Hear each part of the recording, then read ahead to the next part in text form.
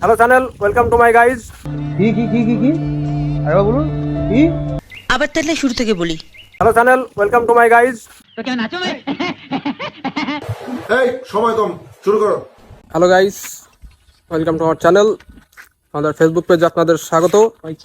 ঠিক আছে আমরা এখন ব্লগের শুরু করছি নতুনভাবে। আরে কেনা কে চাতে হো? আমাদের ব্লগটা এখন চলছে সাড়াবিটায়। আমরা এখন আছি সাড়াবিটায়। তো তিনজন আসছিলাম, সাথে আমাদের চ্যানেলের ওনার ক্লান্ত, আর এদিকে আছে আমার ভাইপো শাওন, আমি গৌরব। যারা চেনেন না তারা সাবস্ক্রাইব করেন, লাইক করেন, আর এই যে সুন্দর পরিবেশটা আপনারা উপভোগ করেন সবাই। এই যে মনোরম একটা পরিবেশ, ঠিক আছে। রিয়াল মধ্যে এটা জার্সি গাই দিয়েছে, চ্যাম্পিয়ন লিগ এর কাপ দানি কি মানে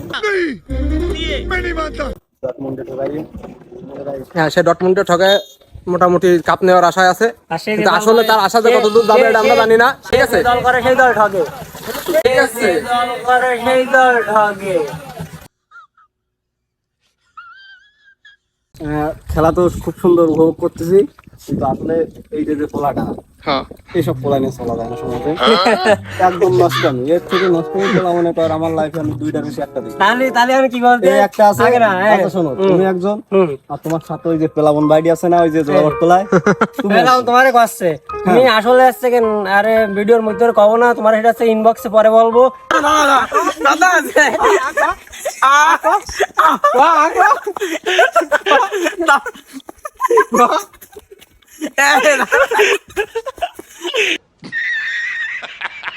আর এই যে তাহলে সেই হিসেবে বলতে হয় সেকেন্ড মানে কি বলে নরমাল গুরু আর ক্যামেরাম্যানে বড় গুরু নষ্ট করা। আচ্ছা সেই ক্যামেরাম্যানে যে গৌরব রয়েছে ও তোমার গুরু। আচ্ছা, আমারে এরা নষ্ট করার চেষ্টা করতেছে, বাট আমি কিন্তু এদের গুরু টুরু না। ঠিক আছে, আপনাদের এটা কোনো বিষয়, এরা খালি মিথ্যা কথা বলে। ঠিক আছে, আমার কথা বিশ্বাস করার কোনো দরকারই নেই। আমার কথা বিশ্বাস করার কোনো দরকারই নেই। আমার কথা যা বলবে, এরা যা বলবে সবকিছু মিথ্যা। ঠিক আছে, আমি যা বলবো সব সত্যি।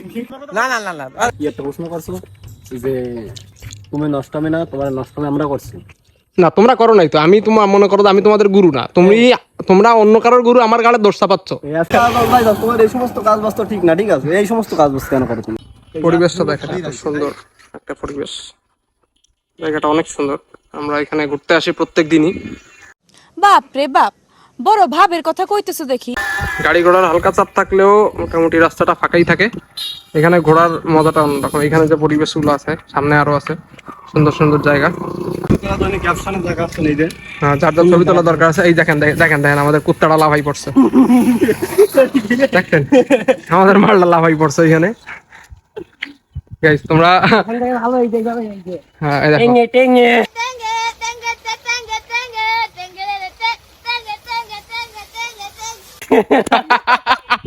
তোমরা যে পোস্টটা দিছো এটা তো ভাইরাল পোস্ট ভাই।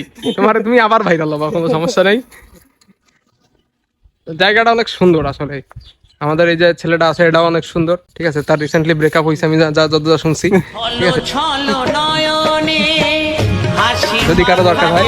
আজকে যে পিক গুলো তুলেছে সব একদম ছেঁকা খাওয়া। হ্যাঁ, সব ছেঁকা খাওয়া। এটা কি স্যাট পোজ? এইখানে স্যাট পোজ হবে ভালো সুন্দর। আর কার ব্রেকআপ হয়েছে ভাই? তোমার এই যে টুপির তলের মালটা।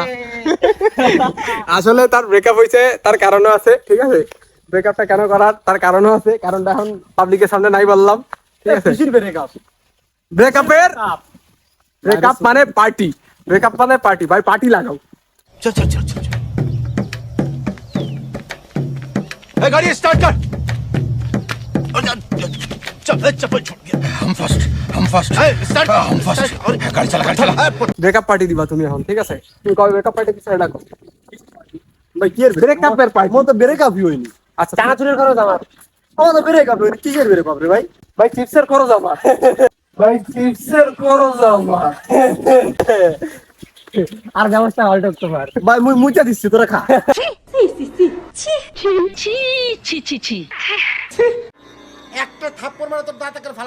এরা এদের নষ্টামির জন্য আমার ব্লগটা শেষ করে দিতে হবে এখন। ঠিক আছে ভাই এদের দাড়িগুলো রাইছে, ঠিক আছে।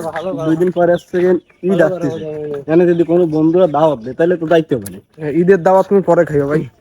আমরা এখন ব্লগটা শেষ করতেছি ওদের দুইজনের নষ্টামের মধ্যে দিয়ে। Tata guys. है